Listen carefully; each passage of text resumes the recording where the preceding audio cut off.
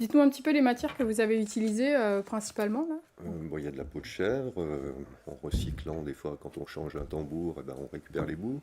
Ça c'est une boîte de conserve. Il y a une tige ici de baguettes chinoises à l'intérieur. Ici on a deux pots de fleurs, une vieille bouteille aussi, voilà, on a fait un trou, on a mis une corde dedans, un domino électrique, etc. Ça c'est une balle de golf, donc on a monté pour faire une baguette. Bon, Une- suivant les baguettes qu'on utilise, c'est vrai qu'on peut obtenir aussi beaucoup de nuances sur un même instrument.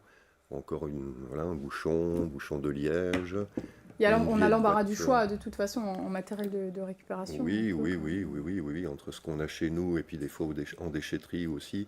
Là, il y a des lames de sommier, par exemple, que j'utilise beaucoup parce que c'est pratique et solide. Des capsules de différentes tailles, différentes matières. Donc oui, on peut trouver beaucoup de choses autour de nous, ou chez des artisans, voilà, ou en déchetterie. Mirliton ou gazou, hein, il y a deux noms.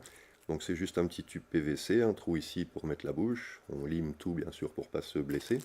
Et une membrane, une petite feuille de plastique qu'on tend ou qu'on détend. Et c'est pas un instrument à vent, donc là je vais dire tut-tut par exemple. Ou on chante, etc. Donc pour que ça résonne le mieux, on tend ou on détend un peu cette membrane. Et ça change un petit peu la sonorité du. Voilà, on trouve la meilleure résonance en fait. Donc ça c'est un truc qu'on fait très, très souvent. Je sais pas, j'en ai fait des milliers je pense dans ma vie.